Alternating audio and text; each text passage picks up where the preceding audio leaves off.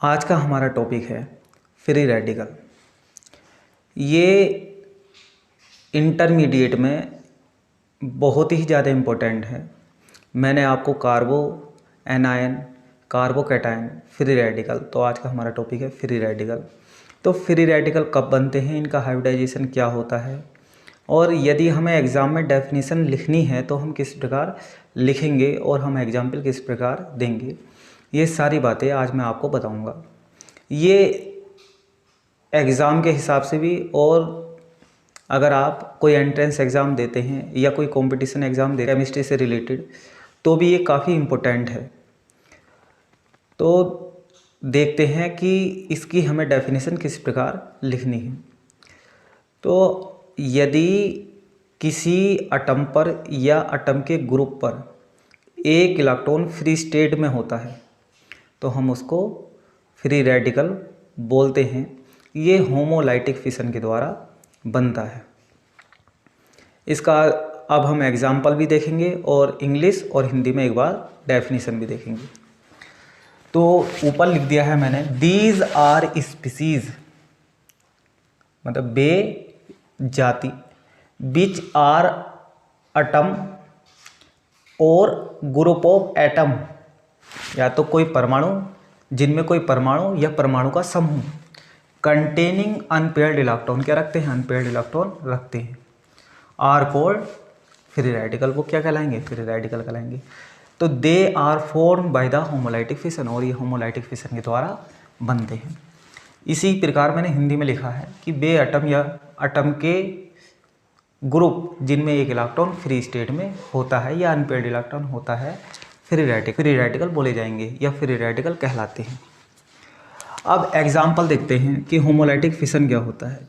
यदि हमारे पास क्लोरीन है, देखते हैं, यदि हमारे पास क्या क्लोरीन है तो यहाँ इसको बोलेंगे कोवैलेंट बॉन्ड, यानी क्लोरीन एटम के बीच में क्या है, कोवैलेंट बॉन्ड है। कोवैलेंट बॉन्ड का मतलब एक इलेक्ट्रॉन पेयर, टू इलेक्ट्रॉन, तो एक इलेक्ट्रॉन इसके ऊपर और एक इलेक्ट्रॉन इसके ऊपर, ये चले जाएंगे, होमोलाइटिक फिशन होगा।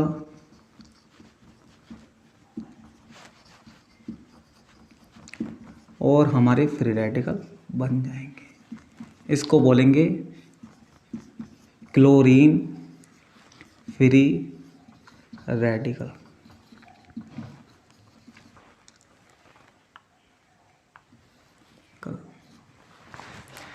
तो हुआ क्या, एक मॉलिक्यूल था, मॉलिक्यूल का एक इलेक्ट्रॉन एक एटम के ऊपर, एक इलेक्ट्रॉन एक एटम के ऊपर, होमोलाइटिक का मतलब समविदलन, समान रूप से ये टूटा, एक इलेक्ट्रॉन इसके ऊपर एक, तो क्या बने, क्लोरीन फ्री रेडिकल। इसके अलावा भी हम एग्जाम्पल दे सकते हैं, जैसे CH3 single bond CH3 ethane का, अगर इसमें भी क्या होगा, होमोलाइटिक फिशन होगा, तो एक इलेक्ट्रॉन इधर की तरफ चला जाएगा और एक इलेक्ट्रॉन इधर की तरफ, तो क्या बनेगा, मिथाइल फ्री रेडिकल। इसको बोलेंगे मिथाइल या मैथिल फ्री रेडिकल। जब भी फ्री रेडिकल बनेंगे तो फ्री रेडिकल होमोलाइटिक फिशन के कारण बनते हैं। अब तक मैंने आपको यह बताया है कि किसी मॉलिक्यूल के अंदर यदि सेम इलेक्ट्रॉन नेगेटिविटी वाले दो एटम हैं, उनके बीच में कोवैलेंट बॉन्ड है, तो कोवैलेंट बॉन्ड का मतलब होता है एक इलेक्ट्रॉन पेयर। एक कोवैलेंट बॉन्ड का मतलब होता है एक इलेक्ट्रॉन पेयर, मतलब दो इलेक्ट्रॉन, तो एक इलेक्ट्रॉन एक एटम के ऊपर, दूसरा इलेक्ट्रॉन दूसरे एटम के ऊपर पहुंच जाएगा और फ्री रेडिकल बन जाएंगे, मतलब अनपेयर्ड इलेक्ट्रॉन एक एटम के ऊपर आ जाएगा। अब हमें बतानी है कि स्ट्रक्चर क्या होती है फ्री रेडिकल की। तो अगर आपको स्ट्रक्चर बतानी है फ्री रेडिकल की, तो आप पहले उसकी स्ट्रक्चर बना लेंगे और स्ट्रक्चर के अकॉर्डिंग उसकी थ्योरी लिख देंगे। तो मैंने इसकी स्ट्रक्चर बना ली है और स्ट्रक्चर के अकॉर्डिंग मैंने आपको ये थ्योरी जो प्रोवाइड करा है, देखो ये स्ट्रक्चर है। इस स्ट्रक्चर के अंदर आपको लिखना है कि कार्बन फ्री रेडिकल जो होता है, कार्बन फ्री रेडिकल का कार्बन एटम 7 इलेक्ट्रॉन रखता है। अब 7 कहाँ है, ये तो 3 सिग्मा बॉन्ड है। अब देखो ये तो आपको सामने दिख रहा होगा, ये तो है प्लेन के अंदर, ये है जो प्लेन के सामने आगे की तरफ, और ये है प्लेन के पीछे की तरफ। देखो यदि मान लो ये जो कार्बन है और कार्बन के आगे की तरफ है एक एल्किल ग्रुप, एक इसके पीछे की तरफ है और एक इसके प्लेन में है। अब आपको दिखाई दिया, एक आगे की तरफ है एल्किल ग्रुप और एक पीछे की तरफ और एक है प्लेन में। तो यही है कि इसके अंदर कितने सिग्मा बॉन्ड है, इसके अंदर 3 सिग्मा बॉन्ड है और एक अनपेयर्ड इलेक्ट्रॉन है। ठीक, तो एक सिग्मा बॉन्ड का मतलब होता है 2 इलेक्ट्रॉन, तो 2 इलेक्ट्रॉन यहाँ होंगे, 2 यहाँ होंगे, 2, तो टोटल हो गए 6 और एक अनपेयर्ड इलेक्ट्रॉन, तो कितने हो गए 7। यही लाइन मैंने ऊपर लिख दी है कि कार्बन फ्री रेडिकल का कार्बन एटम 7 इलेक्ट्रॉन युक्त होता है, मतलब इसके अंदर 7 इलेक्ट्रॉन होते हैं। अब बात आती है इस वाले कार्बन की, तो जिसकी sp2 हाइब्रिड स्टेट होती है, इस कार्बन की जो स्टेट होगी वो sp2 होगी। अब हमें निकालने किस प्रकार है इसकी हाइब्रिडाइजेशन ही, कि इसका हाइब्रिडाइजेशन क्या होता है, sp2 होता है, तो हमें निकालना किस प्रकार है। तो हाइब्रिडाइजेशन अगर आपको निकालना है तो आपको इसके अंदर ज़रूरत पड़ेगी नंबर ऑफ सिग्मा बॉन्ड और plus number of lone pair. तो अब देखो इसके अंदर नंबर ऑफ सिग्मा बॉन्ड 1 2 3, इसके अंदर 3 जो है सिग्मा बॉन्ड है। लोन पेयर कितनी है, लोन पेयर इसके अंदर नहीं है, इसके अंदर अनपेयर्ड इलेक्ट्रॉन है, लोन पेयर नहीं है। तो इसके अंदर सिग्मा बॉन्ड कितना है 3, नंबर ऑफ लोन पेयर 0, तो टोटल हो गया 3, तो हम इसको लिख सकते हैं sp2। ये इसका क्या हुआ, ये इसका हाइब्रिडाइजेशन हो गया। अब बात आ जाती है इसकी और आगे थ्योरी लिखेंगे, तो क्या लिखेंगे कि इस हाइब्रिड स्टेट में 3 sp2 hybrid orbital 3 sigma bond बनाते इस वाले कार्बन का sp2, तो इसके ये जो बनाएंगे वो 3 सिग्मा बॉन्ड बनाएंगे, 1 सिग्मा बॉन्ड, 2 सिग्मा बॉन्ड और ये हो गया तीसरा सिग्मा बॉन्ड। अब आपको इसके अंदर ये चीज़ आ गई होगी समझ में कि ये जो है ये प्लेन के सामने है, ये प्लेन के पीछे की तरफ है और ये है प्लेन के अंदर। मैंने आपको बताया कि एक तो होगा प्लेन के सामने, एक होगा प्लेन के पीछे और एक होगा इसके अंदर प्लेन में। तो हमने लिख दिया कि इसके अंदर कितने हैं सिग्मा बॉन्ड, इसके अंदर 3 सिग्मा बॉन्ड है और शेष अनपेयर्ड इलेक्ट्रॉन जो इसके अंदर बचा हुआ अनपेयर्ड इलेक्ट्रॉन होगा वो p ऑर्बिटल के अंदर उपस्थित होगा। p ऑर्बिटल के अंदर क्या होगा, p ऑर्बिटल के अंदर प्रेजेंट होगा। और तीनों sp2 ऑर्बिटल जो होती हैं वो ट्राई एंगुलर ज्योमेट्री की होती हैं। इसके अंदर क्या होता है, ट्राई एंगुलर ज्योमेट्री की होती हैं। अब ट्राई एंगुलर ज्योमेट्री हम इसकी बताएंगे कैसे। एक इलेक्ट्रॉन तो होगा सामने, एक होगा प्लेन में, एक होगा इसके पीछे की तरफ। तो ये जो स्ट्रक्चर बन जाएगी थोड़ी सी, ये ट्राई एंगुलर बन जाएगी। और इसके ऊपर क्या होगा, अनपेयर्ड इलेक्ट्रॉन होगा, ठीक है ना, इसके ऊपर क्या होगा, अनपेयर्ड इलेक्ट्रॉन होगा। अब बात आती है कि ये तो हमने स्ट्रक्चर जान ली, और अब स्ट्रक्चर जानने के बाद कि ये होते कितने टाइप के, ये होते कितने टाइप के हैं, तो ये नॉर्मली 3 टाइप के होते हैं। कौन कौन से, एक तो प्राइमरी, सेकेंडरी और होगा आपका टर्सरी। तो अब देखेंगे कि प्राइमरी कौन होगा, सेकेंडरी कौन होगा और इसके अंदर क्या बोलते हैं, इसके अंदर टर्सरी कौन होगा। तो यदि हम लिख दें टाइप्स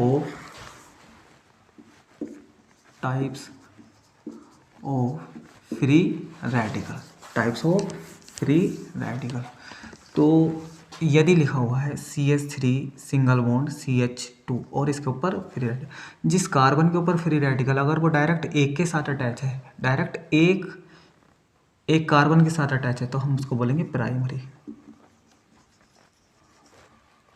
फ्री रेडिकल। यदि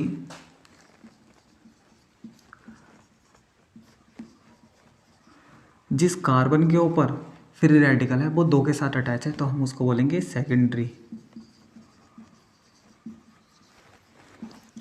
फ्री रेडिकल। यदि कार्बन जो है वो 3 के साथ अटैच है, 3 कार्बन के साथ डायरेक्ट अटैच है, ध्यान रखेंगे डायरेक्ट अटैच हो, तो हम उसको बोलेंगे टर्सरी। ठीक है, हम उसको क्या बोलेंगे, हम उसको बोलेंगे टर्सरी। तो आप ध्यान देंगे, ठीक है ना। तो कौन से हो गए इसके अंदर, प्राइमरी, सेकेंडरी और हो गए टर्सरी। अब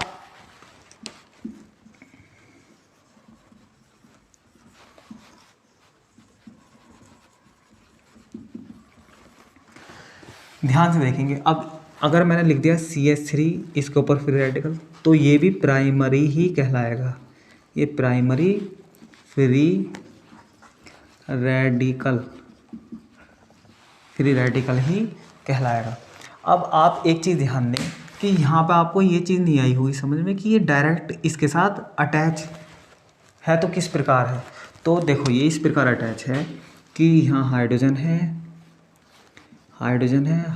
है और यहाँ कार्बन और यहाँ लिखा हुआ है CH2, इस प्रकार जो जुड़े होते हैं। जिस कार्बन के ऊपर फ्री रेडिकल है वो डायरेक्ट एक ही कार्बन के साथ अगर अटैच हो तो हम उसको बोलेंगे प्राइमरी फ्री रेडिकल। बात आती है स्टेबिलिटी की, बात किसकी आती है, स्टेबिलिटी की।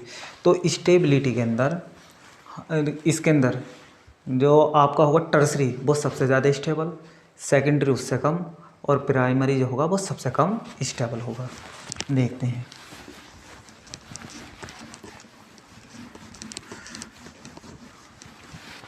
यदि मैंने लिख दिया CH3 सिंगल बॉन्ड CH3 और इसके ऊपर फ्री रेडिकल ये सबसे ज़्यादा है, जिस पर एल्किल ग्रुप ज़्यादा होंगे। यहाँ पर हाइपर कंजुकेशन का कॉन्सेप्ट लग जाता है, तो इसके अंदर हाइपर कंजुकेट स्टेट बनेंगी 7, जिसकी वजह से इसकी स्टेबिलिटी बढ़ जाएगी। उसके बाद होगा सेकेंडरी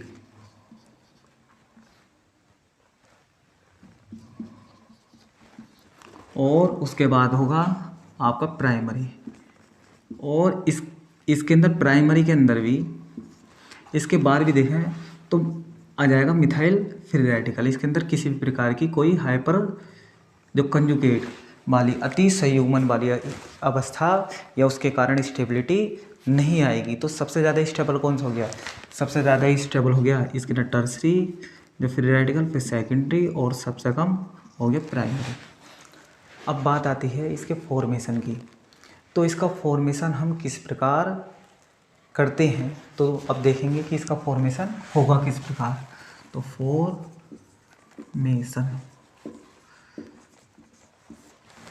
यदि ट्राइफेनिल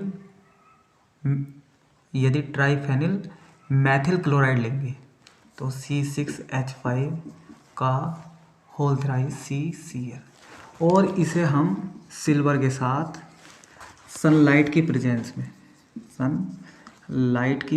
में हम इसको गर्म करते हैं तो ये हो जाएगा फ्री रेडिकली ब्रेक, ये फ्री रेडिकली ब्रेक हो जाएगा, ये फ्री रेडिकली ब्रेक हो जाएगा। ठीक, और ये जो फ्री रेडिकल, अब यहाँ पे सिल्वर भी एक इलेक्ट्रॉन डोनेट करेगा। ठीक, और ये भी अपने आप को किस में बना लेगा, फ्री रेडिकली फॉर्म में ले आएगा और ये दोनों AgCl जुड़ जाएंगे और क्या बन जाएगा AgCl, और हमारा बन जाएगा जो ट्राइफेनिल मैथिल फ्री रेडिकल C6H5 का whole thrice C free radical. क्या यही मेथड है, इसके अलावा भी और कोई मेथड है? तो मैंने अभी आपको बताया था, यदि आप Cl और Cl को सनलाइट में गर्म कर देते हैं, सनलाइट के अंदर रख देते हैं, तो भी ये फ्री रेडिकली ब्रेक हो जाएंगे। यदि और भी मेथड हैं, यदि आप एसीटोन को अल्ट्रावायलेट लाइट के अंदर रख देते हैं तो ये यहाँ से फ्री रेडिकली ब्रेक हो जाएंगे और बन जाएगा एसिटिल फ्री रेडिकल और methyl free radical. Methyl free radical और एसिटिल फ्री रेडिकल। और भी कोई तरीका है? हाँ, यदि आप टेट्रा मिथाइल लेड को गर्म कर देते हैं तो भी आपके 4 तो बनेंगे मिथाइल फ्री रेडिकल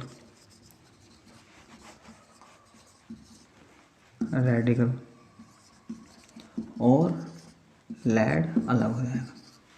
लेड क्या हो जाएगा? अलग हो जाएगा।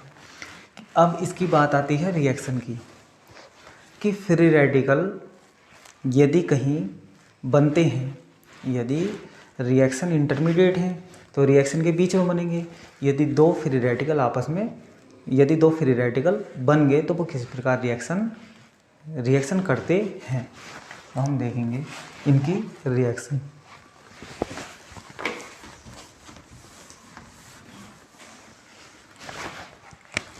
यदि सेम फ्री रेडिकल है तो इसका फ्री रेडिकल, देखो जब कभी भी सेम इलेक्ट्रोनेगेटिविटी वाले, जब बॉन्ड के अंदर क्या होता है, होमोलाइटिक जो फिशन होता है, तो एक इलेक्ट्रॉन इधर की तरफ और एक इलेक्ट्रॉन इधर की तरफ, तो ही तो फ्री रेडिकल बने। अब फ्री रेडिकल भी जुड़ के क्या बना लेते हैं, कोवेलेंट बॉन्ड बना लेते हैं। अब बात आती है क्या सेम ही बनाएंगे या अनसेम भी हो सकते हैं? सेम भी हो सकते हैं और सेम नहीं भी हो सकते। तो C2H5, देखो एक हमने इथाइल फ्री रेडिकल, एक जो मिथाइल फ्री रेडिकल है, तो ये क्या बन गया CH3, इसके बीच में आ गया कोवेलेंट बॉन्ड, ठीक है ना, जो single bond CH3 single bond C2H5। अब इसके अंदर एक मेथड और है जो काफ़ी इम्पोर्टेंट है, जो प्रोपोगेशन मेथड। अब उसके अंदर क्या होता है कि यदि आपने दो इथाइल फ्री रेडिकल लिए, यदि आपने दो फ्री रेडिकल लिए तो इसका एक हाइड्रोजन रिमूव हो जाएगा, इसका एक हाइड्रोजन रिमूव हो जाएगा फ्री रेडिकली, तो ये फ्री रेडिकल बन गया, ये फ्री रेडिकल बन गया, और ये फ्री रेडिकल इसके अंदर जुड़ जाएगा और ये बन जाएगा CH3 single bond CH3 ethene. और यहाँ से रिमूव हुआ कौन, H, ऊपर फ्री रेडिकल, तो ये फ्री रेडिकल क्या बना लेंगे, बॉन्ड बना लेंगे, CH2 डबल बॉन्ड CH2 बनेंगे एथीन।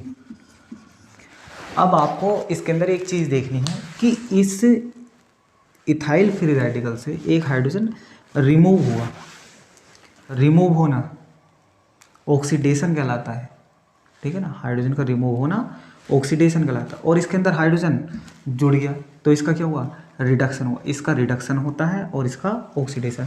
तो जिसके अंदर ऑक्सीडेशन और रिडक्शन फ्री रेडिकली रिएक्शन है, उस अगर कोई जो फ्री रेडिकल की रिएक्शन है उसके अंदर ऑक्सीडेशन और रिडक्शन दोनों एक साथ होते हैं तो वो जो डिसप्रोपोगेशन रिएक्शन कहलाती है।